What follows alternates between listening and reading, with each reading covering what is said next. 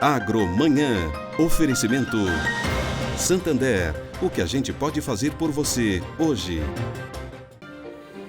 Olá, bom dia para você. 7 horas em ponto pelo horário de Brasília. Hoje é dia 13 de janeiro de 2022, sexta-feira.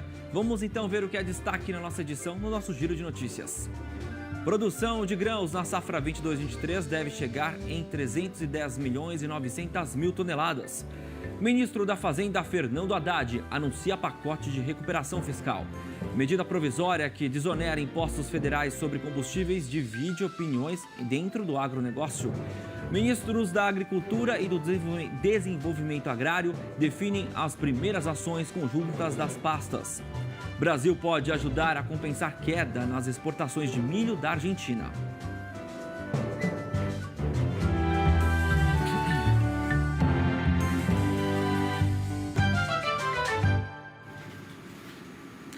Uma medida provisória fez uma ampla reformulação na administração pública federal, com a instituição de novos ministérios e a transformação do Ministério do Meio Ambiente em Ministério do Meio Ambiente e das Mudanças Climáticas.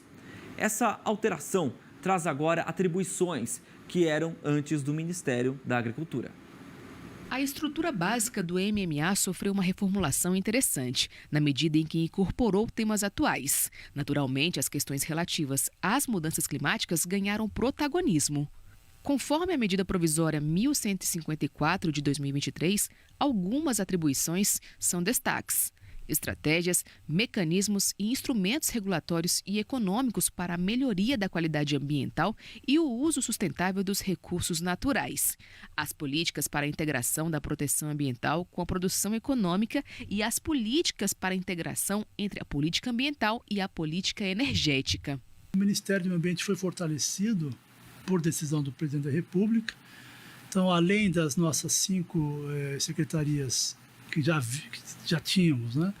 Nós temos agora a volta da Secretaria de Mudança Climática, que é uma secretaria extremamente importante, que vai cuidar da formulação de todas as ações para que o Brasil possa cumprir as metas acordadas no Acordo de Paris, né?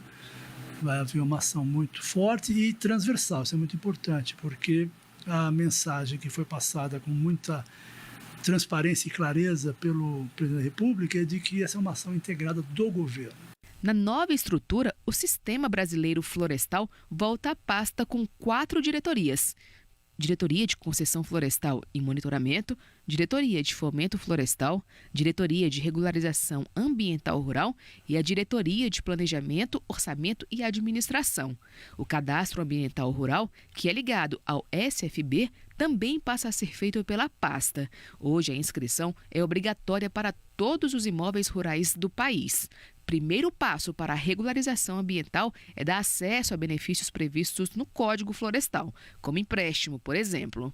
Tivermos essa administração voltada exatamente para o que é, na íntegra, o CAR, não vamos ter problema nenhum. Até porque que eles fazem parte mesmo do meio ambiente. O ex-ministro da Defesa, Aldo Rebelo, explica que essa mudança não deveria ter sido feita, já que o sistema florestal brasileiro tem muita ligação com a agricultura.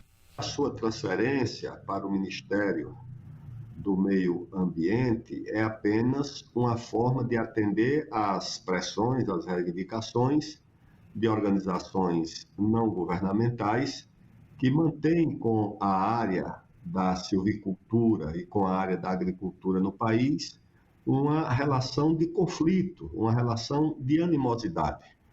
O presidente da Federação da Agricultura do Estado de São Paulo ressalta que a decisão é preocupante. O Serviço Florestal Ambiental ele está interligado com a Secretaria das Agriculturas Estaduais. Ela conhece efetivamente o processo do Cadastro Ambiental Rural, para que você possa fazer o equilíbrio do processo sustentável da produção. Essa mudança nos preocupa demais, pois pode comprometer tremendamente a implantação do Código Florestal. Já para esse especialista, a medida foi positiva. E é justamente no Ministério do Meio Ambiente, responsável por conduzir as políticas de meio ambiente, que precisa estar vinculado o órgão que cuida do cadastro ambiental dos imóveis rurais, que é o cadastro que vai verificar, em última instância, o adequado cumprimento do Código Florestal da legislação ambiental aplicada aos imóveis rurais. O engenheiro agrônomo Marcelo Camardelli disse que agora é importante acompanhar os próximos passos, já que hoje são quase 7 milhões de cadastros. É importante que se acompanhe de perto, obviamente, como o Ministério do Meio Ambiente seguirá nestes avanços, né, procurando dar andamento ao que já foi construído até o momento, principalmente, né, e volto a ressaltar, nessa fase de implementação do Cadastro Ambiental Rural, onde os estados estão analisando, validando e já colocando em prática os programas de regularização ambiental.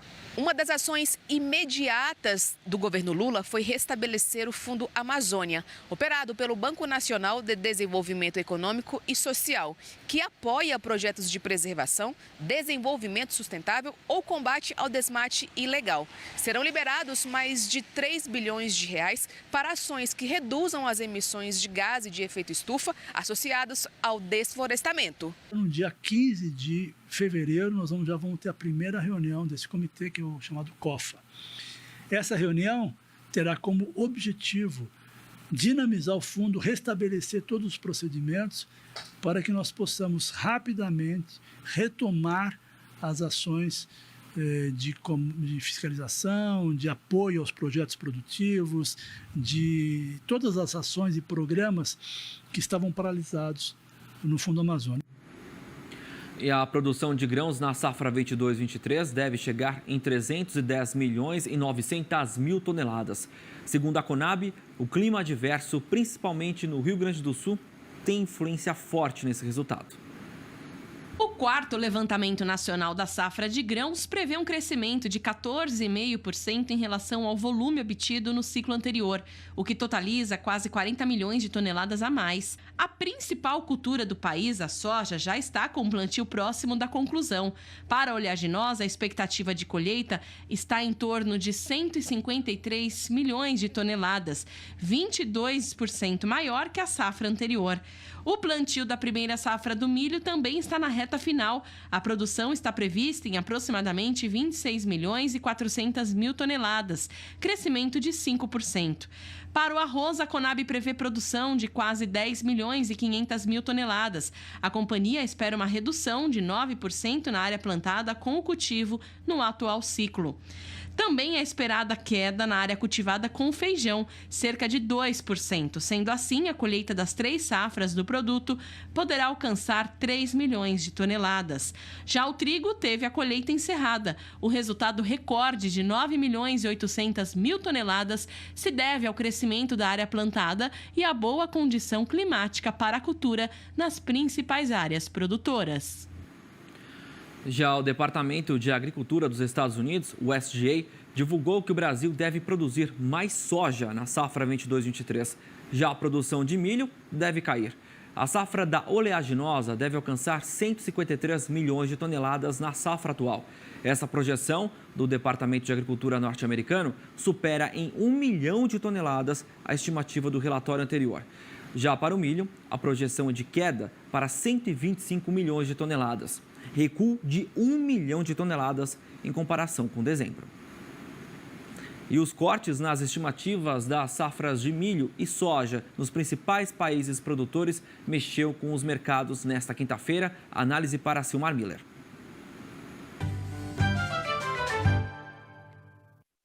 Um dia de sustos no mercado de grãos com a divulgação de sucessivos cortes na produção de soja e de milho, particularmente, e nos principais países produtores e exportadores desses dois grãos. Começou o dia com a divulgação da nova estimativa da Produção Nacional de Grãos da Conab, aqui no Brasil, apontando uma redução nas previsões da produção tanto de soja quanto de milho em relação àquilo que era previsto em dezembro. Tudo por conta de clima desfavorável, nesse caso aqui, particularmente no Rio Grande do Sul, onde não chove, as temperaturas são extremamente elevadas e as perdas se acumulam a cada dia que passa, principalmente no caso do milho, embora a soja também já esteja sendo bastante afetada. O dia continuou com a divulgação também de estimativas sobre a situação da Argentina, que é a mais crítica de todas entre os 3 principais produtores e exportadores de grãos, porque lá a seca se prolonga já há muito mais tempo e está derrubando a cada dia que passa as estimativas de produção tanto de soja quanto de milho.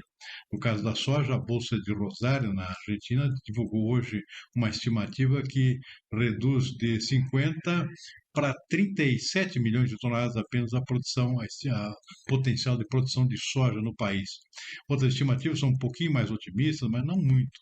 A Bolsa de Buenos Aires, por exemplo, fala em 41 milhões de toneladas. De qualquer forma, uma quebra monumental na produção por conta de clima desfavorável. E a situação ainda não melhorou, embora as chuvas estejam gradualmente voltando. E no caso do milho também, uma queda de pelo menos 5 milhões de toneladas já contabilizadas na safra argentina. Lembrando que a Argentina é um grande exportador tanto nos casos de derivados de soja quanto de milho, juntamente com o Brasil e os Estados Unidos. E para completar o dia, na tarde desta quinta-feira, o Departamento de Agricultura dos Estados Unidos consolidou o fechamento dos números da sua safra colhida no final do ano passado, apontando também uma redução em relação às estimativas anteriores, tanto no caso da soja quanto do milho. O milho, inclusive, uma redução maior. Somando-se tudo, temos aqui uma produção global, tanto de soja quanto de milho, abaixo das expectativas. Isso, é claro, gera agora uma tendência de preços mais altos no mercado internacional. E foi o que aconteceu já nesta quinta-feira, com a Bolsa de Chicago fechando com forte alta, tanto no caso do milho quanto da soja. É uma perspectiva positiva para o produtor brasileiro, caso consiga ter uma boa produção, pode até estimular um aumento grande aqui no plantio do milho, por exemplo, da sua segunda safra, que está começando agora. Portanto, é um cenário positivo para o produtor brasileiro, caso, claro, ele também não tenha perdas expressivas por aqui e daqui para frente. Tem uma expectativa de volta das chuvas, por exemplo, no Rio Grande do Sul, onde a situação é mais crítica. Agora, tem o lado do consumidor também, que não é nada positivo. Preços mais altos da soja e do milho, que são os 2 ingredientes básicos da ração animal, significa a ração mais cara, consequentemente, isso afeta o custo de produção de carnes, por exemplo, e também de leite, que são 2 setores que absorvem bastante milho e soja por conta da ração utilizada na alimentação dos animais. Então está aí um cenário que mudou bastante agora em relação ao que se espera para esse ano de 2023. Tá aí Silmar Cesar Miller trazendo uma análise para a gente. Durante as programações dos canais Terra Viva e AgroMais, você acompanha, então, mais informações sobre essa questão agroeconômica com o Silmar Cesar Miller. Vamos, então, agora para a nossa conexão com o Band News TV. Vamos lá.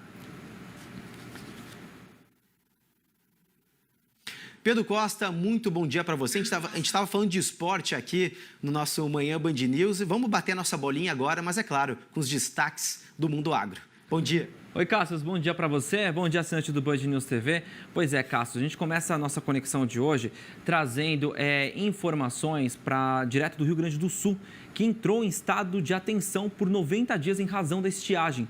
61 municípios já decretaram emergência pela falta de chuva. No campo, a soja e o milho já registram perdas irreversíveis e os produtores de leite estão preocupados como é que vão produzir silagem para alimentar o gado. E nesta semana houve o Fórum Permanente de Combate à Estiagem, instituído pelo governo gaúcho, que se reuniu justamente para debater essa crise. O secretário de Agricultura, Giovanni Feltz, afirmou que vai otimizar os recursos e também vai investir em irrigação lá no estado. Vamos conferir. Os recursos que não foram gastos no ano passado possam serem utilizados no orçamento para esse ano, para dar fim e cabo a todos os projetos do programa Avançar, não ficar pela metade do caminho. A nós compete agora acelerar esse processo, em acelerando, minorar os problemas angustiantes da falta de chuva. Claro, temos que nos preparar também para projetos maiores, que sejam mais resolutivos na reservação da água, na mudança de algumas legislações, para fazer um enfrentamento mais no manejo do solo, na acumulação de água, reservação de água, atendendo mais fortemente ainda à irrigação. Exatamente, né? E precisa vir chuva, né? A expectativa é que isso aconteça e por conta dessa questão, isso acaba afetando a produção de grãos, como eu disse, e isso também afeta carne e leite, né? Porque não tem ração para os animais e isso acaba encarecendo também para o consumidor. O Conselho Internacional de Grãos elevou a projeção da safra global de grãos 22-23. Apesar disso, o volume total deve ser menor do que na temporada anterior. Vamos acompanhar os detalhes. A nova previsão do IGC de uma safra de 2,256 bilhões de toneladas apresenta uma leve alta comparada à estimativa divulgada em novembro, quando o Conselho projetou a produção em 2,255 bilhões. Mesmo com a perspectiva de crescimento, o volume total deve ser 1,48% inferior ao da temporada 21-22, quando 2,290 bilhões de toneladas foram produzidas. Já em relação aos estoques, a previsão é de queda de 580 milhões de toneladas para 577 milhões de toneladas. Este resultado indica o nível mais baixo dos últimos 8 anos. A avaliação considera os estoques iniciais menores e uma perspectiva de maior demanda por alimentos. E antes da gente encerrar nossa conexão, olha que notícia interessante. A fabricação de salsicha com inteligência artificial. Na Alemanha, as máquinas medem variação de temperatura, umidade e também acidez. O computador processa tudo, viu? E ajuda a definir quando o produto está sendo maturado e precisa de uma ventilada. A fabricação continua sendo artesanal. Agora, com essa baita ajuda da tecnologia, certamente a gente vai ter produções muito mais expressivas. E com essas imagens e também essas informações, principalmente internacionais, de inteligência artificial no agronegócio, a gente encerra a nossa conexão desta sexta-feira. Mas segunda a gente volta com muita agroinformação. Tenham todos um excelente e produtivo fim de semana. Até mais, Cassius. Valeu, Pedro. Obrigado pelas informações. Então, só segunda-feira, o nosso encontro marcado. Então, a gente volta a conversar sobre os assuntos do Brasil Agro da nossa conexão diária. Olha lá. 7h16 agora, pelo horário de Brasília. A medida provisória que desonera impostos federais sobre combustíveis tem dividido opiniões. Diferentes representantes do setor sucro-alcooleiro explicam agora quais são esses reflexos. Vamos ver. A medida provisória, assinada no dia 1º de janeiro pelo presidente Lula, mantém as alíquotas zeradas do PIS/COFINS sobre a gasolina e o etanol por 60 dias, ou seja, até 28 de fevereiro. Para o presidente executivo do Sindicato da Indústria do Álcool do Estado da Paraíba, Edmundo Barbosa, essa medida é preocupante para o setor e reforça que o etanol deveria ser colocado como prioridade nacional. Está amargando, nesse momento, uma situação de incentivo aos combustíveis fósseis. Então, essa questão é absolutamente insustentável. Não é possível que o governo possa, vamos dizer assim, abrir mão de 32 bilhões de receitas sobre os combustíveis e não é possível que o governo vá contra exatamente as políticas públicas, no caso RenovaBio, a Política Nacional de Biocombustíveis, que vem sendo buscada. Já para o presidente da Copla Cana, a cooperativa dos plantadores de cana do estado de São Paulo, Arnaldo Bortoleto, o fato da medida pausar e retomar a cobrança dos impostos pode ser positiva para o setor sucroenergético por tornar o etanol mais competitivo perante a gasolina. A gasolina deve subir proporcionalmente mais que o etanol, por causa do preço ser um pouco mais caro. Isso torna, na paridade, o etanol mais competitivo. No caso do diesel, a medida provisória vale por 1 ano, sendo até 31 de dezembro de 2023. Para os produtores de cana do interior paulista, pode ser uma boa oportunidade em relação ao preço do combustível, que é utilizado no transporte e também no maquinário. É uma boa medida porque o nosso óleo diesel, que vai na maioria das operações, ele fica melhor, com um preço mais competitivo aos nossos produtores. Com a troca de governo, o setor sucroalcooleiro também espera uma mudança na tributação dos combustíveis. Nós esperamos que isso seja revisto, isso é insustentável e isso está causando dificuldades graves para o setor suco energético no estado da Paraíba e todos os outros estados. Ontem, o ministro da Fazenda, Fernando Haddad, disse que uma reoneração parcial de combustíveis a partir de março está na planilha da pasta, mas a decisão final apenas será tomada em um segundo momento. Na nossa planilha consta a reoneração sobre combustíveis parcial a partir de março, o que daria esse ano cerca de 29 bilhões de reais. Aqui eu estou fazendo questão de salientar que essa decisão só será tomada quando nós estivermos à frente da Petrobras e no momento adequado. Isso não impede o presidente da República de reavaliar esses prazos, a depender da avaliação política que ele fizer e a depender o que impõe continuar no rumo de pacificar esse país, né? E em relação também às conversas que nós vamos manter com a autoridade monetária, sobretudo à luz da última carta recebida ontem, justificando o não cumprimento das metas de inflação. A gente continua repercutindo isso no próximo bloco, 7 horas e 21 minutos. O Agromanhã volta daqui a pouquinho, porque a gente vai continuar mostrando esse anúncio do ministro da Fazenda, Fernando Haddad, que trouxe o pacote de medidas para reduzir o rombo de 231 bilhões de reais nas contas públicas deste ano. E ainda, o Ministério da Agricultura busca reforçar o quadro técnico-administrativo junto à Casa Civil. Os detalhes em instantes com as informações de Brasília. A gente volta já já.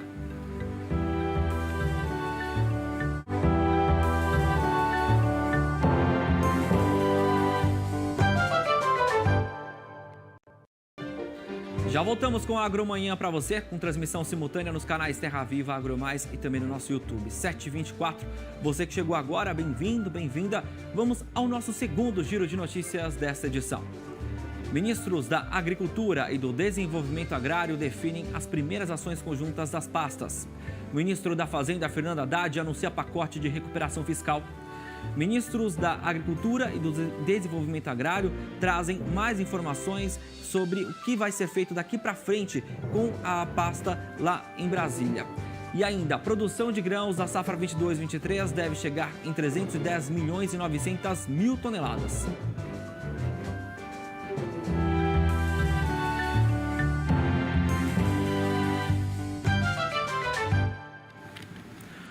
Com uma estrutura 30% mais enxuta, o Ministério da Agricultura busca reforçar o quadro técnico-administrativo junto à Casa Civil. As articulações devem ser lideradas pelo ministro Carlos Fávaro e pelo secretário executivo da pasta, Irajá Lacerda, e devem, então, ganhar um apoio da Frente Parlamentar da Agropecuária já nos próximos dias. Na avaliação dos técnicos, é inviável continuar as atividades da pasta com a redução de 30% na estrutura. Segundo eles, em algumas áreas do mapa, a situação é mais crítica, como da Secretaria de Comércio e Relações Internacionais, onde o corte de pessoal foi de cerca de 50% em relação ao quadro de 2022. Já a consultoria jurídica da pasta foi reduzida em 2/3 e de 90 cargos caiu para 30. As assessorias diretas ao ministro Carlos Fávaro também foram diminuídas e os salários foram reduzidos. O corte na pasta é consequência da reestruturação das funções da agricultura para os 3 ministérios: Agricultura e Pecuária, Desenvolvimento Agrário e Agricultura Familiar e Pesca e Aquicultura. De acordo com o decreto de reestruturação, o número total de cargos em comissão e funções de confiança diminuiu de 2.091 para 1.473. Dos 618 cargos retirados da agricultura, 311 foram remanejados para o MDA, 191 para a pesca e outros 116 foram extintos. Um relatório completo sobre o quadro em cada área está sendo desenvolvido pela Secretaria Executiva do MAPA, o qual deve ser apresentado à Casa Civil. A nova configuração lá dos ministérios. E por falar nisso, os ministros da Agricultura, Carlos Fávaro, e do Desenvolvimento Agrário, Paulo Teixeira, se reuniram nesta quinta-feira para definir as primeiras ações conjuntas das pastas. Vamos ver. A reunião serviu para a definição de estratégias de fortalecimento da produção e da comercialização de alimentos. Em nota, o Ministério da Agricultura e Pecuária afirmou que uma das propostas debatidas no encontro é a estruturação de uma agência de informação que vai atuar no âmbito da CONAB, a Companhia Nacional de Abastecimento, que dará mais agilidade e eficiência nas tomadas de decisões técnicas. Os ministros discutiram também a utilização de políticas públicas para apoiar a comercialização da produção nacional e as primeiras iniciativas desenvolvidas pelas pastas por meio de um orçamento compartilhado entre os dois ministérios. O ministro da Fazenda, Fernando Haddad, anunciou um pacote de medidas para reduzir o rombo de 231 bilhões de reais nas contas públicas deste ano. O anúncio foi feito pelos ministérios ligados à economia, além da Fazenda, o do Planejamento e o da Gestão. A ideia da equipe é baixar de 231 bilhões para 90 bilhões o déficit deste ano no orçamento. Para isso, como antecipado hoje pela Rádio Band News FM, o governo quer retomar o voto de desempate a favor da Receita no Conselho Administrativo de Recursos Fiscais, o CARF. Segundo a Fazenda, em ações no Conselho movidas por contribuintes, o Tesouro Nacional tem sido prejudicado. Essa medida depende de aprovação do Congresso. Outra medida é dar oportunidade a quem tem dívida com a Receita para quitação com descontos nos juros e multas que variam de 50% a 100%. O Ministério da Fazenda também quer diminuir o número de demandas na Justiça. Pretende impor o fim de recursos para valores abaixo de 15 milhões. O contribuinte vence a causa na primeira instância e acaba o processo. Com isso, serão extintos automaticamente quase 1.000 processos no CARF. Também foi anunciada a retirada do ICMS da base de cálculo do PIS/COFINS. Segundo Haddad, o Supremo retirou o ICMS da fórmula, mas a dedução estava sendo duplicada. A expectativa é de um aumento de 39 bilhões na arrecadação. Basta um esclarecimento de lei para que pacifique o entendimento sobre a real base de cálculo do PIS/COFINS. Então, é uma medida reparadora de um prejuízo que foi tomado ano passado, o dobro do que seria. A ministra do Planejamento explicou que todos os ministérios terão que analisar contratos e contas a pagar deixadas pela gestão passada. Eles vão simplesmente analisar cada caso e eles terão a liberdade, a discricionariedade, o poder que é de cada ministério a fim de dizer nós vamos manter, nós vamos reavaliar, nós vamos pedir o cancelamento desse contrato ou desse programa. A equipe econômica não deu prazo para o aumento do valor do salário mínimo para R$ 1.320. Outra promessa de campanha, o programa de renegociação de dívidas, chamado Desenrola, vai ser feito depois que Haddad voltar de Davos, na Suíça, até o fim do mês. A gente repercute agora o pacote econômico anunciado pelos ministérios ligados à economia. Eu converso com o professor da FGV Agro, Felipe Serigati, que também é colunista aqui do canal AgroMais. Bom dia, meu amigo. Feliz Ano Novo. Seja sempre muito bem-vindo. Bom dia, Pedro. Um excelente 2023 para todos vocês também. Valeu. Professor, obrigado já de antemão por ter aceitado o nosso convite. Ontem o governo estabeleceu aí metas, mas sem muitos detalhes. Também a gente não conseguiu visualizar como as pastas da economia pretendem trabalhar com os gastos. Mas a gente teve uma certa ascensão em relação à arrecadação. Qual a leitura dessa coletiva de ontem? E antes da sua resposta, eu gostaria de trazer para a gente uma tela aqui que justamente elenca alguns pontos, né? Que ontem a gente estava conversando sobre isso. Queria pedir para o pessoal colocar para a gente aqui nessa análise do pacote econômico. Nós temos 4 pontos que a gente pode elencar aqui. Se o senhor me permite, antes da gente começar, falar sobre a reestimativa de receitas de 36 bilhões de reais, como essas receitas aumentariam. Temos aí a questão das ações de receitas permanentes, tem ações de receitas extraordinárias de 73 bilhões e também a redução de despesas de 50 bilhões. São 4 pontos aqui que nós vamos elencar nessa entrevista. Começando então, professor, vamos começar então analisando esse pacote. Pois é, então, em primeiríssimo lugar, né, ontem foi feito o anúncio, muito anúncio, muita estimativa, mas uma sinalização mais concreta, na minha opinião, ficou faltando. Talvez isso vai ser elaborado ou divulgado mais para frente, mas até o momento que a gente tenha mais uma sinalização de boa vontade do que política pública mesmo. Ainda assim, mesmo que assumindo aqui essa postura de boa vontade, na minha leitura, vai na direção equivocada.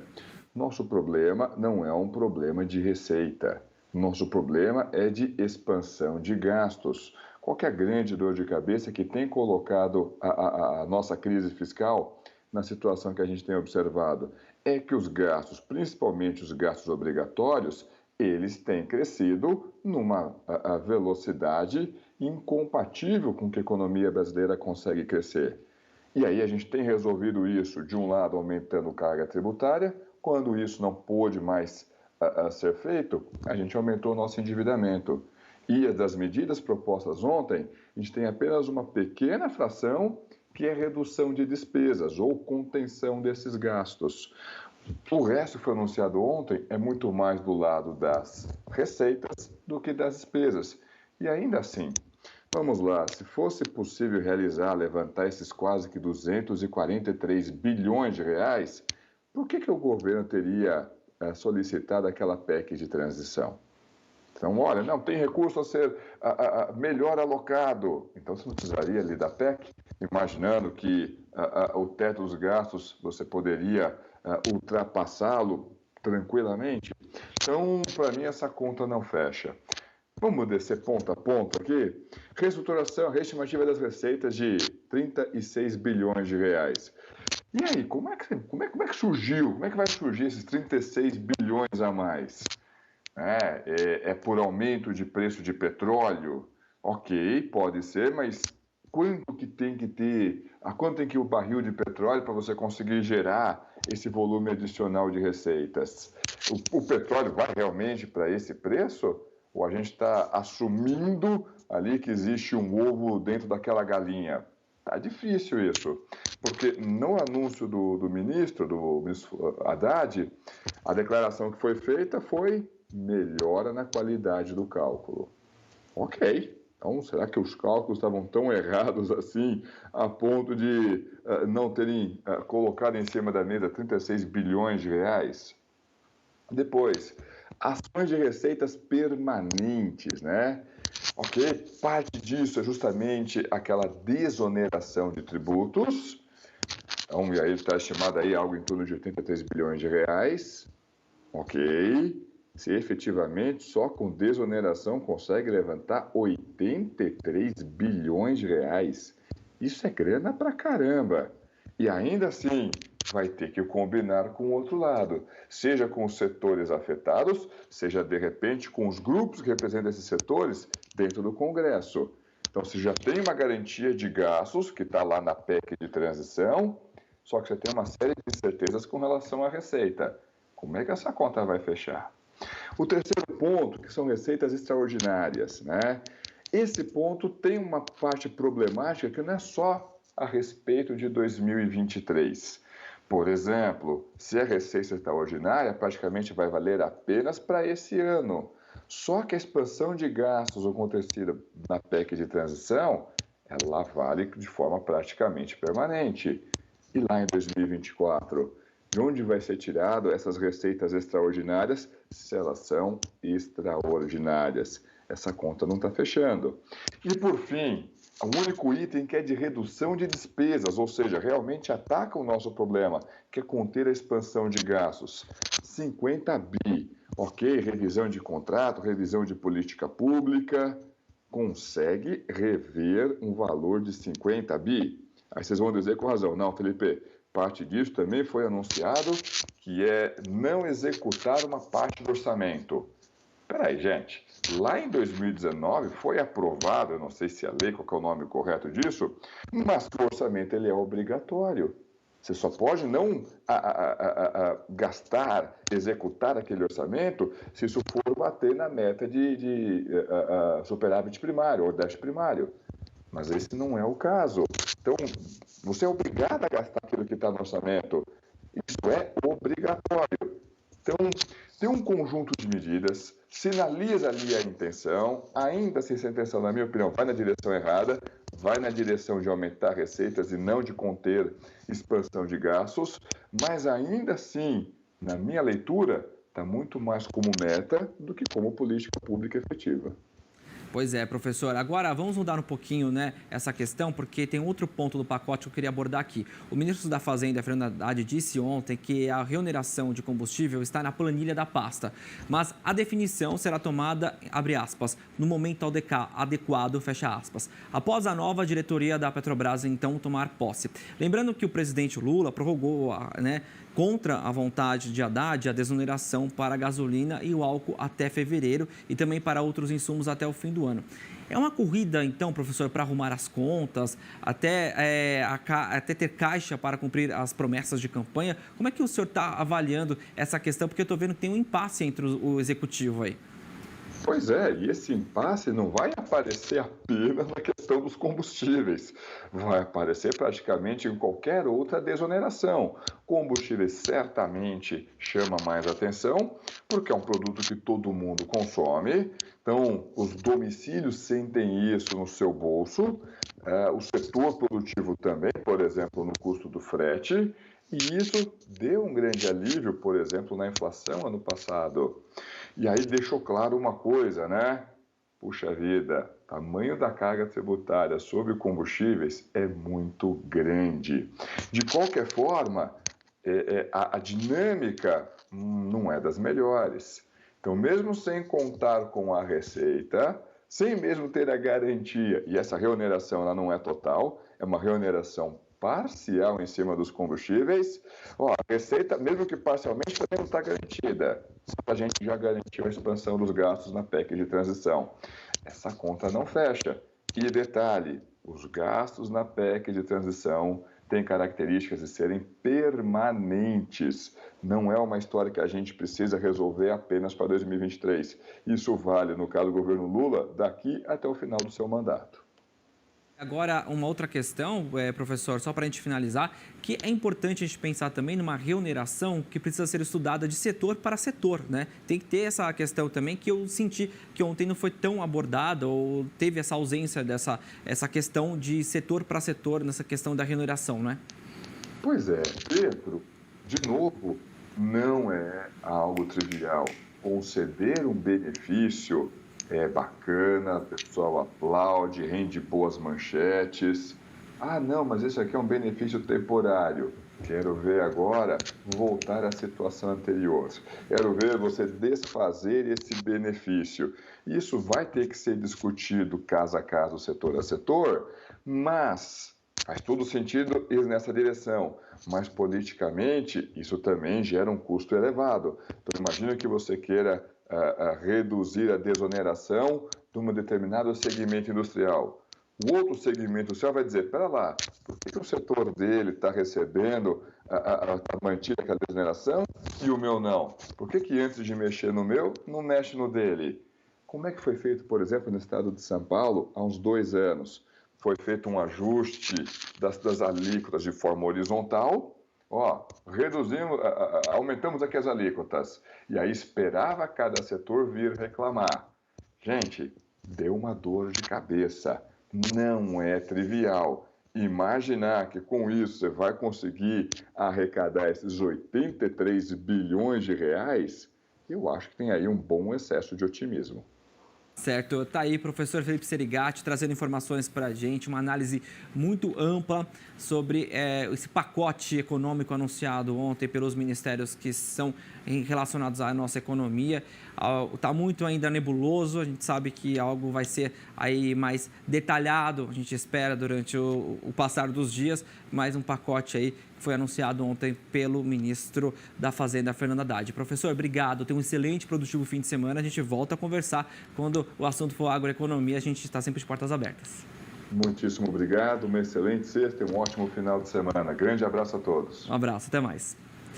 A gente continua agora falando sobre política. No primeiro café da manhã com jornalistas, o presidente Lula defendeu a reforma tributária e disse que o ataque de golpistas ao Planalto teve conveniência de policiais militares e reafirmou que vai conversar com todos os governadores, inclusive os que apoiaram Bolsonaro na eleição. Lula estava tranquilo e bem-humorado no primeiro café da manhã com os repórteres que cobrem o dia a dia da presidência. Mas foi um assunto tenso que acabou dominando as atenções. As invasões e os ataques à democracia no domingo. Lula afirmou que houve conivência da guarda do Palácio, que é do Exército, para a invasão ao Planalto. Teve muita gente conivente. É importante dizer, teve muita gente da Polícia Militar conivente. Teve muita gente das Forças Armadas aqui dentro conivente.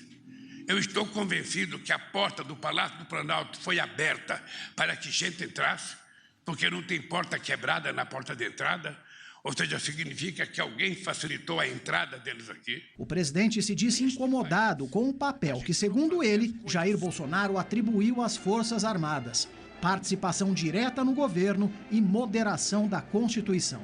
O presidente ressaltou que os militares têm a atribuição definida pela Carta Magna Brasileira: defesa da soberania contra inimigos externos. E ressaltou que confia no Exército, Marinha e Aeronáutica. Eu não sou um cara que tem uma má imagem das Forças Armadas. No período que eu vivi, a minha imagem é a melhor possível. Uma relação civilizada, é só isso que eu quero. Lula afirmou que está identificando o que chamou de bolsonaristas raiz trabalhando no Planalto. Funcionários de carreira irão substituí-los, sem caça às bruxas, segundo ele. O presidente disse que os servidores precisam ser profissionais, independentemente de preferências políticas. O presidente também frisou que o ministro da Defesa errou ao não acelerar a desocupação dos acampamentos em frente aos quartéis do Exército. Mas deixou claro, José Múcio Monteiro fica no cargo. Eu confio nele. É um companheiro da minha relação histórica, tenho o mais profundo respeito por ele, ele vai continuar. Se eu tiver que tirar cada ministro na hora que ele comete um erro, sabe, vai ser a maior rotatividade de mão de obra da história do Brasil, porque todos nós cometemos erros. Então o Zé Múcio vai continuar. Uma das apostas do Planalto para pacificar a política do país passa pelo distensionamento das relações com governadores que apoiaram Bolsonaro na eleição.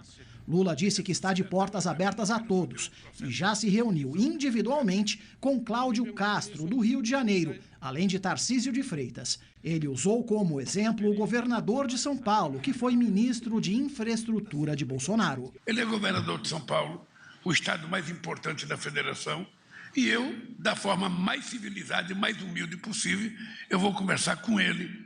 Eu vou conversar com o do Rio Grande do Sul, eu vou conversar com o de Roraima, vou conversar com o do Amazonas. Eu vou conversar respeitando o povo que votou neles. O presidente também defendeu uma reforma que o país tenta fazer há muito tempo. Para Lula, as mudanças têm que tornar mais justo o pagamento de impostos. Todo mundo sabe que é preciso fazer uma política tributária nova. É preciso fazer com que as pessoas mais ricas paguem mais impostos do que os pobres. A prioridade do governo agora é tentar mostrar que não está parado.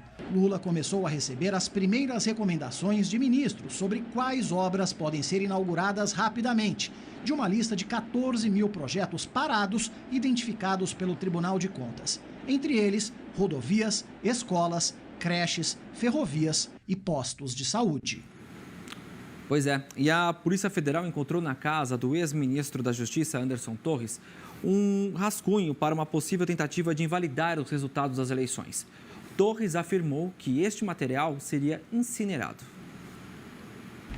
Hoje, a PF revelou que, durante as buscas feitas na terça-feira na casa de Anderson Torres, encontrou uma minuta de decreto para o então presidente Jair Bolsonaro instaurar estado de defesa na sede do Tribunal Superior Eleitoral. O objetivo era mudar o resultado da eleição que deu a vitória a Lula.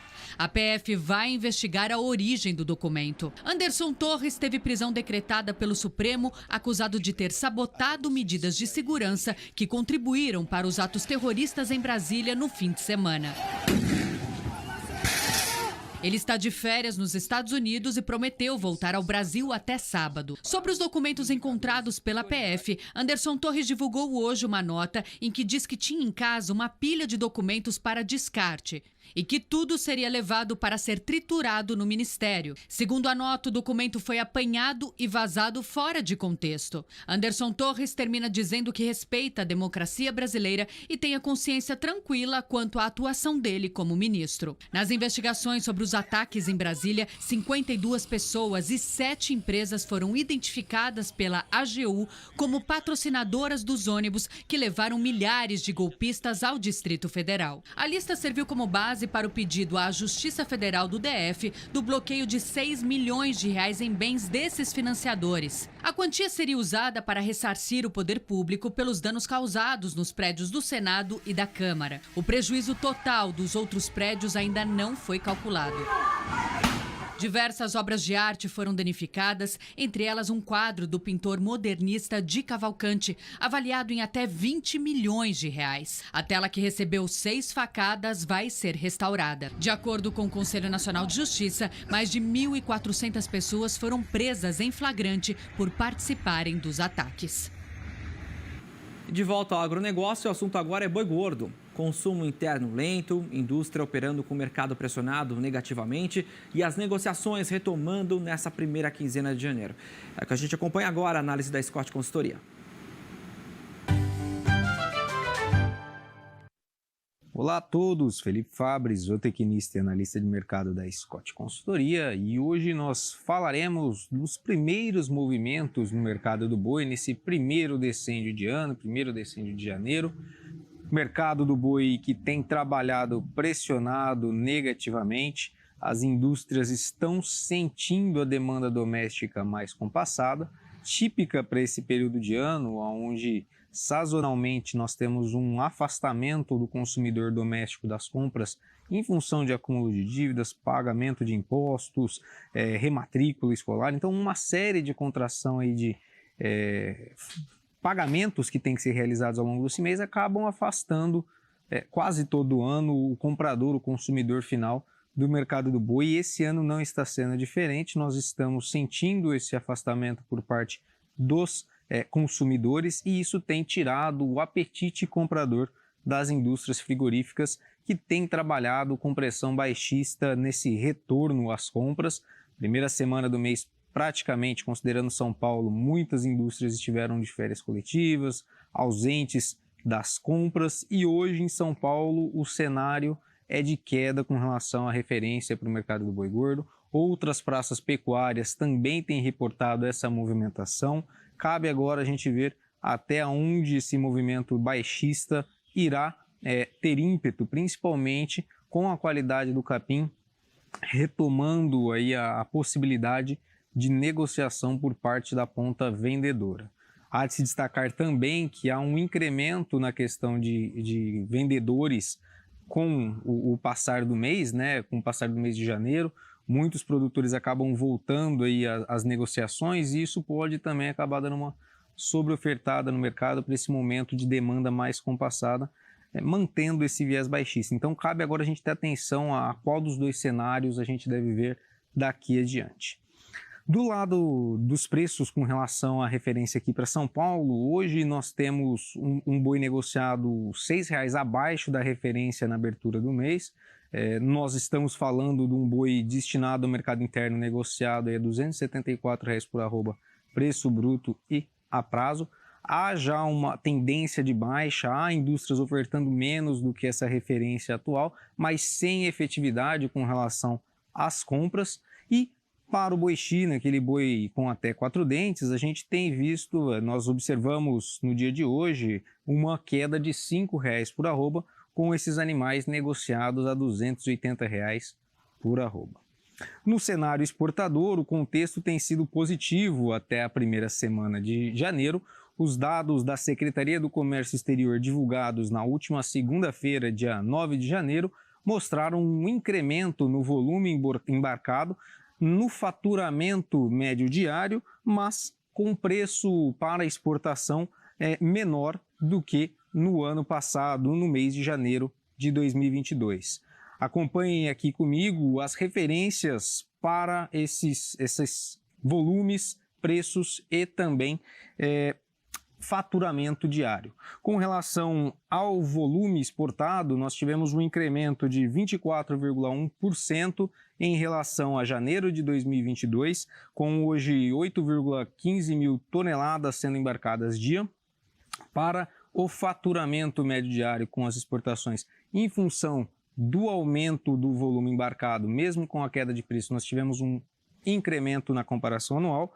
Hoje temos aí, com relação a faturamento médio diário, 39,8 milhões de dólares, aumento de quase 16%, 15,7% em relação ao mês de janeiro de 2022. E, por fim, o preço, como comentado, reportou uma queda nesses 12 meses, né? Hoje nós temos a referência em 4,88 mil dólares por tonelada de carne bovina in natura exportada, um recuo de 6,7% em relação a janeiro de 2022. O faturamento e o volume, eles acabam surpreendendo para o momento, porque nós temos uma ausência do principal comprador de carne bovina, que é o mercado chinês. Nós estamos nos aproximando do Ano Novo Lunar na China, um momento onde sazonalmente a China não compra tanta carne bovina no mercado internacional, e isso pode estar relacionado a outros compradores mais ativos no mercado exportador, ou até mesmo com relação a atrasos em relação aos embarques da carne bovina in natura. Foi carne levada ao porto ali no mês de dezembro, sendo embarcada agora. Então, são dois movimentos que a gente tem que observar também para entender melhor como está a situação. Os números são animadores, mas com relação à demanda doméstica, essa ainda vem fraca e deve persistir, pressionando o mercado do boi gordo em curto prazo. Bom, pessoal, por hoje era isso. Obrigado a todos e até a próxima. Valeu, Felipe Fabbri, trazendo para a gente uma análise dessa primeira quinzena de janeiro. Vamos agora para um rápido intervalo, 7h54. Daqui a pouquinho você vai ver que a seca prolongada pelo fenômeno Laninha tem aí trazido queda nas exportações de milho lá na Argentina, e o Brasil pode compensar essa perda, viu? E a previsão do tempo para todo o Brasil, nós temos imagens aqui da capital paulista neste momento. Você acompanha imagens da doutora Arnaldo, trânsito um pouco mais carregado, e agora imagens na zona oeste também. Tudo nublado por lá na região do Pico do Jaraguá. A gente volta em instantes trazendo essas e outras informações e a previsão do tempo para todo o Brasil.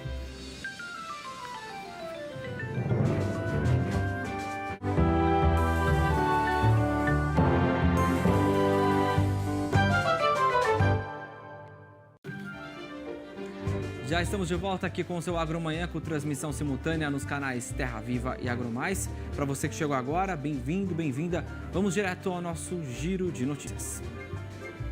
Café teve mais uma semana de queda nos preços do mercado físico.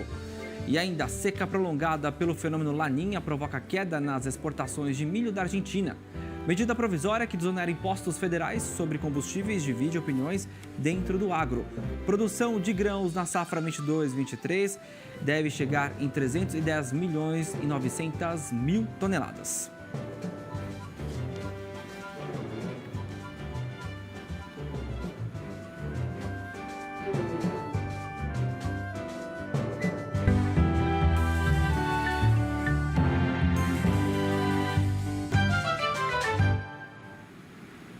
O café teve mais uma semana de queda nos preços no mercado físico, reflexos das intensas chuvas no cinturão do café arábica. Quem traz mais informações para a gente é a jornalista Valéria Vilela, direto do sul de Minas.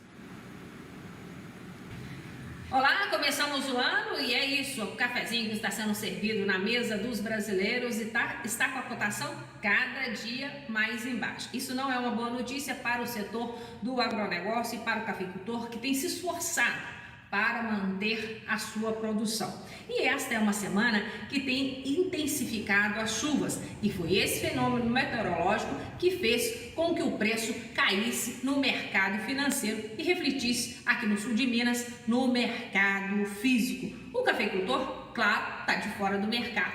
A melhor cotação que a gente teve no café, cobrindo custos, foi em setembro do ano passado. O cafeicultor está aguardando o melhor preço para comercializar o que ainda lhe resta de safra.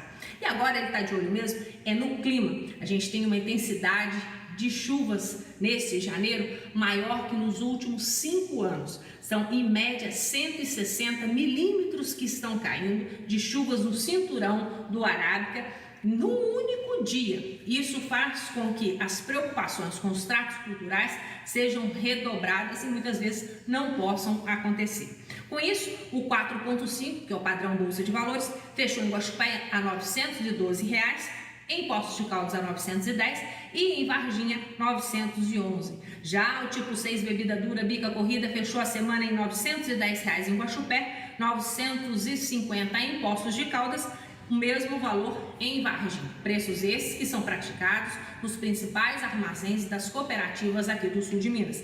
Cereja descascada, no melhor preço, R$ 1.070 em Poços de Caldas, Guaxupé R$ 1.005 e Varginha R$ 1.000. Por aqui o cafeicultor está ficando em casa com essa família aqui de Nova Resende, tomando café e observando como que o mercado financeiro e o mercado físico reagem a esse grande volume de chuva que está caindo por aqui. Até semana que vem, gente. Bons cafés e tomem xícaras de arábicas brasileiras.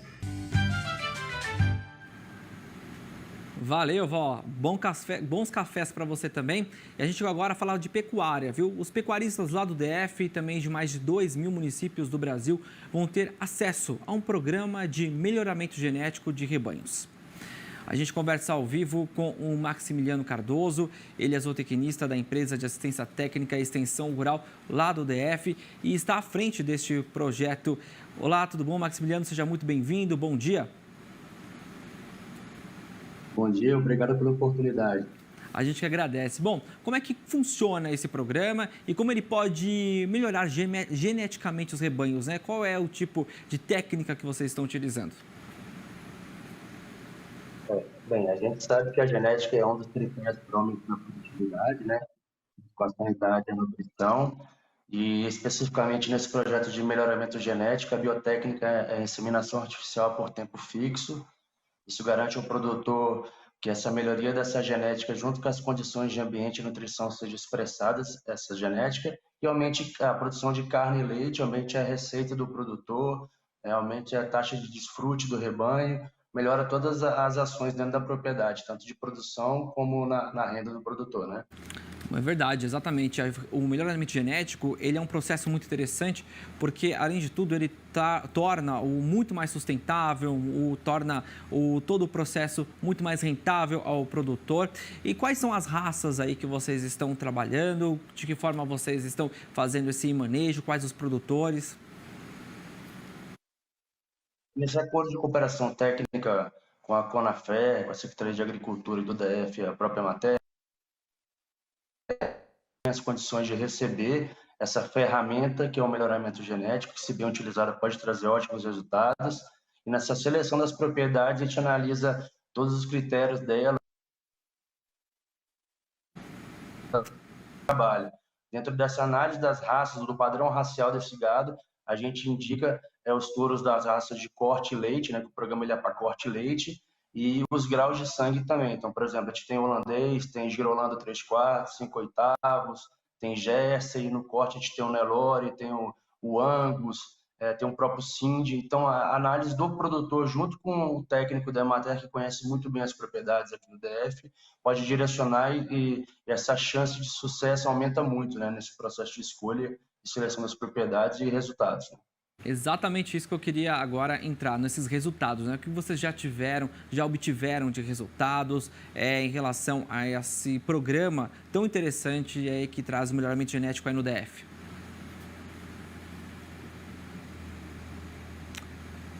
Maximiliano, você me ouviu?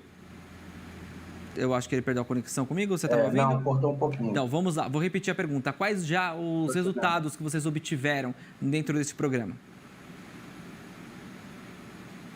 O programa começou aqui no DF, estou terminando hoje e amanhã as primeiras inseminações, né, no final do protocolo dos primeiros 100 animais, rebanhos de corte e leite estão sendo conduzidos nesse momento, e a gente tem em torno aí, pelo menos entre 100 produtores cadastrados já pela Emater para fazer esse trabalho.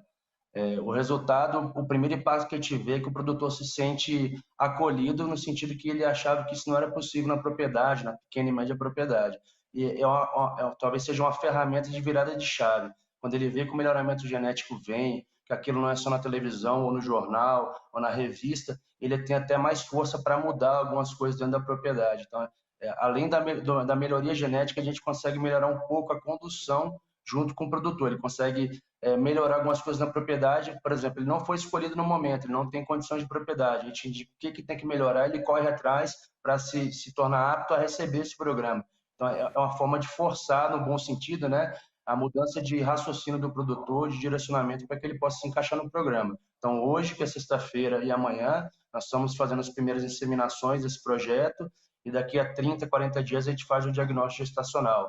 E o programa vai acontecendo aqui no DF, a gente tem 15 escritórios da Emater, cada um deles com demandas diferentes de raça, de propriedade, de tamanho, de produção de carne e leite. Isso vai acontecendo naturalmente. Agora, tudo à base de parceria. A Conafé terceirizando esse serviço de inseminação e diagnóstico de gestação, a Emater escolhendo as propriedades, mexendo na nutrição, nas instalações, na conversa com o produtor, e a Secretaria de Agricultura nos dando esse apoio tanto na parte de crédito rural também, de algumas linhas de financiamento para matriz, algo desse tipo, e isso funcionando muito bem, esse tripé, o programa vai embora. Acredito que já começou com o pé direito e vai ser um sucesso. Bacana. O interessante também é essa gestão, né, que vocês acabam também oferecendo aos pecuaristas, né, levando mais informação para conseguir gerir a propriedade, para não só conseguir se enquadrar no programa, mas também para dar sequência ao trabalho que vocês estão fazendo.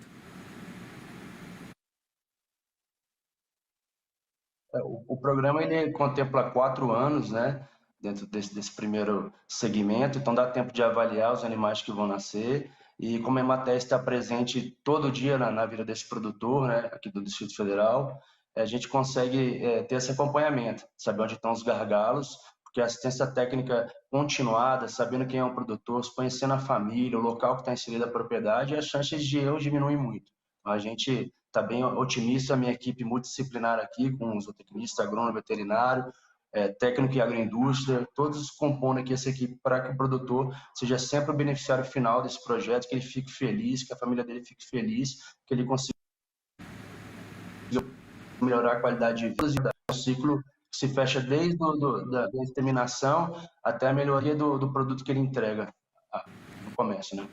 Exatamente. Maximiliano, só tem alguns segundinhos, queria otimizar para falar sobre o serviço, né? Como é que eles entram em contato com vocês? O pecuarista do DF entra em contato para saber como é que é o trabalho, como é que se enquadra? A gente tem 15 escritórios, como eu comentei, eles entram em contato com o escritório local que atende aonde a propriedade está inserida, né? Eles procuram o escritório da Emater, falam que tem interesse, os nossos técnicos fazem a visita na propriedade, muitas vezes eles já conhecem a propriedade, e aí passa por uma etapa de cadastro, esse cadastro aprovado, a gente monta a logística para continuar a dar sequência no projeto. Então, é bem simples, e eles só procuraram os escritórios que eles já conhecem os técnicos, né? Já tem a relação lá de tomar um cafezinho com a gente, a relação fica bem à vontade para poder nos procurar. Estamos a postos aqui sempre.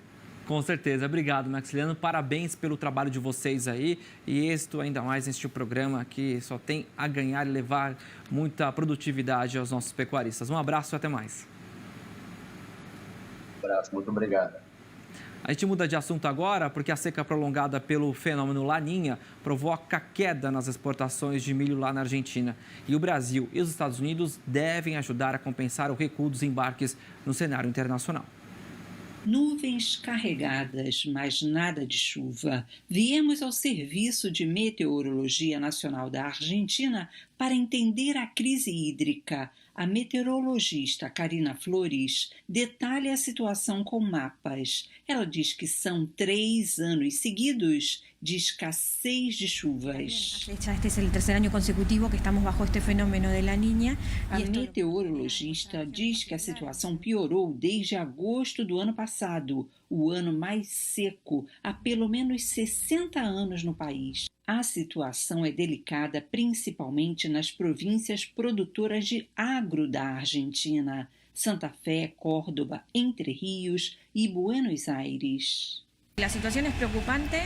Karina contou que a Mesa Nacional de Monitoramento de Secas da Argentina, que reúne vários setores do país, nota como o gado tem sofrido com a falta de água e como as plantações também têm sido muito castigadas. Perguntamos qual é a perspectiva para os próximos meses. muy probable que siga habiendo déficit de lluvias durante el trimestre. Ela diz que é muito provável que o déficit continue. E por isso mesmo, o setor agropecuário da Argentina está preocupadíssimo com esta seca e com essa perspectiva de poucas águas. Federico Zerboni é presidente da Maizal, a Aliança Internacional de Milho que reúne as associações do setor da Argentina, do Brasil e dos Estados Unidos. Ele lamenta essa situação. Lamentablemente, a sequía está afectando e afetou todos os cultivos na Argentina. Zerboni diz que as plantações de milho de setembro e de dezembro estão afetadas. A falta de umidade do solo prejudica o cultivo e deve afetar também a safra. A produção argentina de milho será muito inferior aos anos anteriores. Ele acha que caberá ao Brasil e aos Estados Unidos compensar essa provável menor presença argentina no cenário internacional. Esperemos que Brasil e Estados Unidos possam cobrir esse saldo exportável que não vai ter a Argentina. Zerboni fez as contas. A Argentina chegou a produzir 60 milhões de toneladas de milho, exportou 40 milhões e teve suficiente grão para o consumo interno. Agora, porém, poderia exportar apenas a metade. A esperança é que o milho cultivado para ser colhido em março ainda receba chuvas. Subiu para 19 o número de mortos pelas enchentes que atingem a Califórnia, lá nos Estados Unidos. Mais tempestades se aproximam e ameaçam casas, até mesmo de pessoas famosas.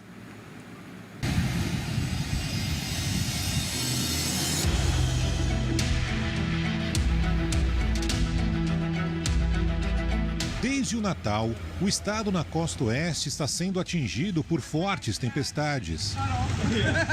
As chuvas torrenciais já provocaram inundações, quedas de árvores e bloqueios nas estradas. Nessa, a tormenta levou um trecho do asfalto da rodovia. Na cidade de Paso Robles, uma criança de 5 anos foi arrastada pela correnteza. O menino estava com a mãe no carro, que foi atingido pelas águas. As chuvas desse inverno já mataram mais moradores na Califórnia do que os incêndios florestais no estado nos últimos 2 anos. Alertas para que moradores deixem suas casas foram emitidos nos condados de Santa Bárbara e Santa Cruz. Na área estão localizadas mansões de luxo de celebridades, como a atriz Jennifer Aniston, a apresentadora de TV Oprah Winfrey e o príncipe Harry. O serviço meteorológico informa que novas tempestades devem atingir o estado nos próximos dias. Os gastos com danos materiais já superam $1 bilhão. Vamos saber então a previsão do tempo para o nosso Brasil.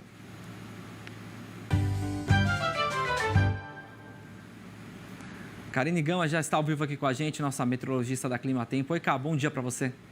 Bom dia, Pedro. Bom dia a todos. Tudo bom? Tudo certo. Cá, antes da gente começar nosso bate-bola aqui, falando um pouco mais sobre o tempo, uma imagem que chamou a atenção. Antes da gente entrar no intervalo para entrar neste bloco, a gente mostrou as imagens aqui de São Paulo, nossas câmeras aqui da Band, que estão na Paulista e também na Zona Oeste. E estava tudo nublado agora há pouco lá na Zona Oeste, viu? No Pico do Jaraguá. Vamos ver como é que está agora o tempo. Chiquinho tem na mão aqui pra gente, para colocar na tela. Olha só, 23 graus na capital, aquela nuvem já foi embora, o céu já está um pouco mais azul. E aí, cara, o dia fica assim. A gente sabe que você vai introduzir primeiro falando da Argentina, né, que a gente mostrou uma reportagem há pouco, falando exatamente sobre essa chuva, sobre essa falta de chuva lá na Argentina, essa seca que está prejudicando produtores de milho, pecuaristas. Conta pra gente mais sobre a Argentina e também como é que vai ficar aqui na nossa região sudeste.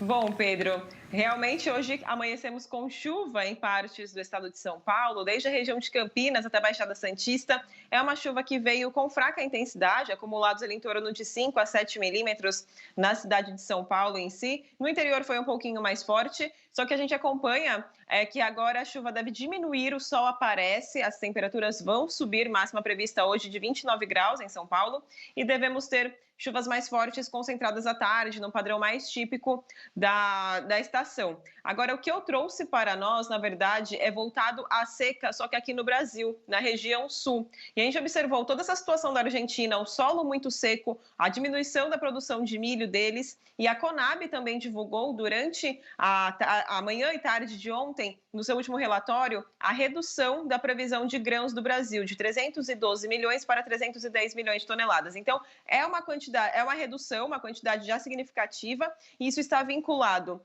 ao Rio Grande do Sul, Santa Catarina e o Paraná, que estão bem secos. O Paraná não tanto, mas é mais o Rio Grande do Sul. E também uma chuva mais irregular que atinge o Mato Piba. É uma situação apenas de chuva persistente em áreas do centro-oeste e do sudeste do país. Já em contrapartida, Minas Gerais, que tem recebido tanta chuvarada, temos mais de 230 municípios em situação de emergência por conta da chuva. Mesmo agora, a chuva tendendo a diminuir um pouquinho, o solo ainda está muito encharcado. Então, a situação ainda é bastante complicada. E o escoamento agrícola tem sido dificultado em todo o estado de Minas Gerais. Temos já diversos transtornos que aconteceram em alguns pontos do estado.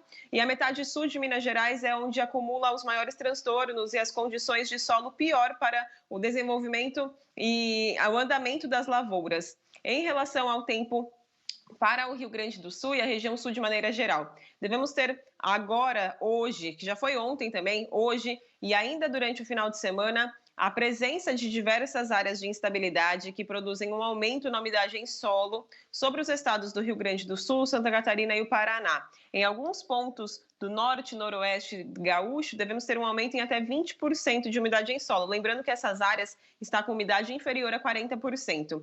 Demais áreas de Santa Catarina, do Paraná e do Rio Grande do Sul, próximo de 10%. Só para hoje, a gente tem uma chuva muito intensa, que já atinge o Rio Grande do Sul nesta manhã.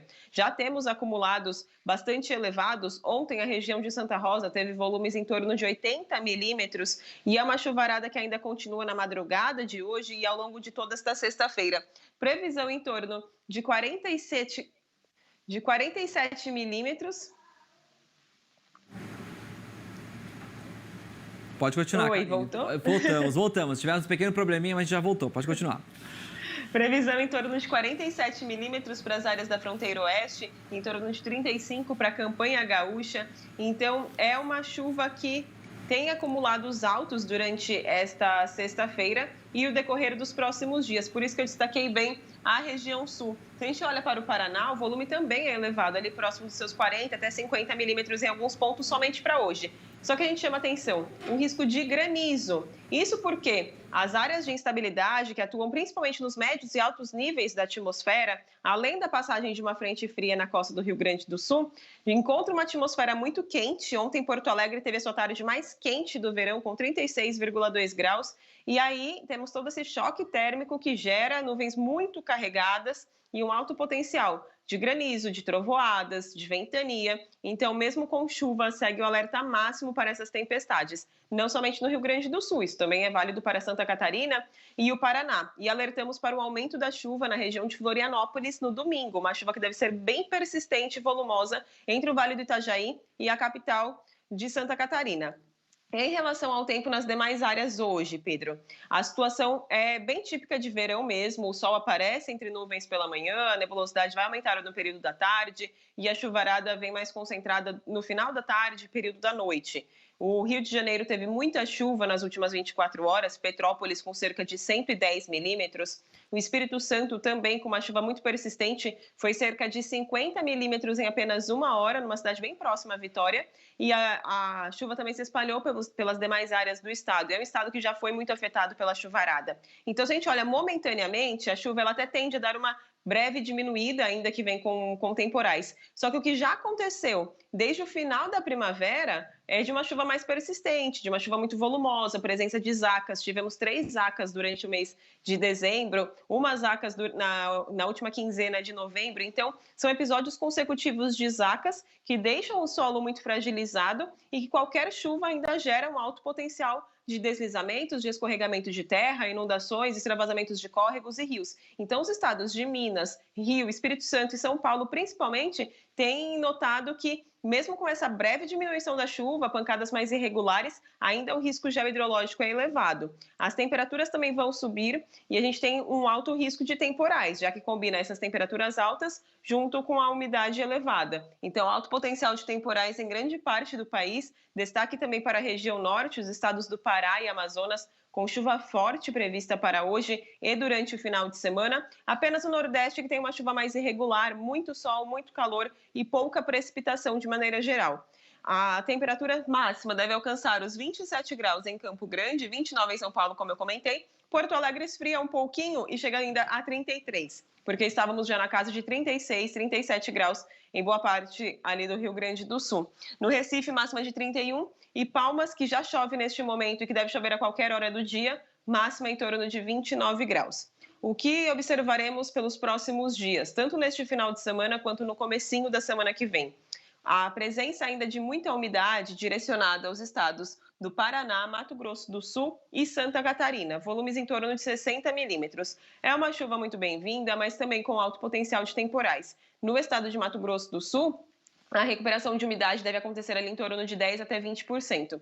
São Paulo e todo o Sudeste, alerta ainda de temporais, só que teremos mais sol e mais calor do que chuva, do que o tempo fechado. Serão bancadas bem típicas de verão mesmo ao longo deste final de semana e o comecinho da semana que vem. Nordeste mais seco e a região norte ainda influenciada pela zona de convergência intertropical. Então, o Maranhão, o estado do Pará e o Amapá recebem maiores volumes de chuva por conta da presença desta zona de convergência que atua nas áreas mais ao norte do nosso país.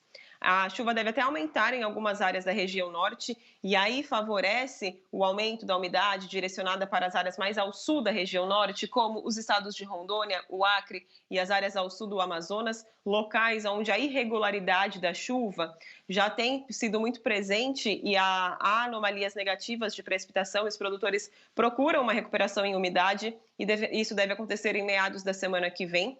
Então, mais calor, mais umidade direcionada à região norte e com isso a gente observa que o Rio Grande do Sul volta a ficar com pouquíssima chuva durante a semana que vem. A chuva só volta mesmo a ser forte no Rio Grande do Sul em fevereiro, com a chegada de uma nova frente fria com um corredor de umidade. Até lá, as frentes frias que vão passar serão super rápidas e costeiras. Então, previsão de um episódio igual ao de agora para o Rio Grande do Sul, só lá para metade do mês de fevereiro, Pedro. Então, Karine, trazendo informações para a gente, detalhando tudo o que vai ser esse fim de semana e também nos próximos dias, é prestação de serviço para o nosso produtor rural. Valeu, Cá, pelas informações, tenha um excelente produtivo fim de semana. Muito obrigada, para você também, até segunda. Valeu, até segunda.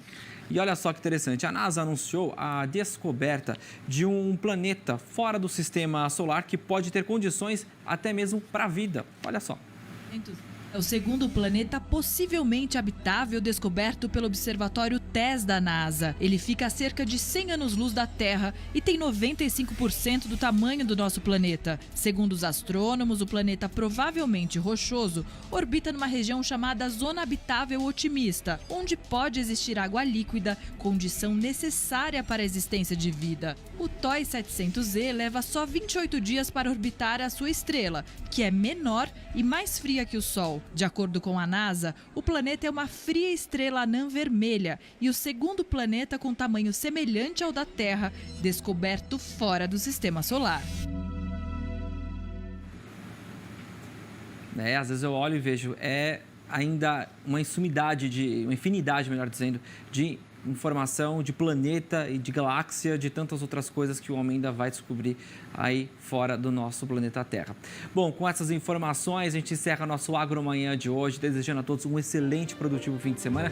Segunda-feira nós estamos de volta com mais informações às 7 horas, mas continuem conectados e ligados nas programações dos canais Terra Viva e AgroMais. Até mais, tchau, tchau.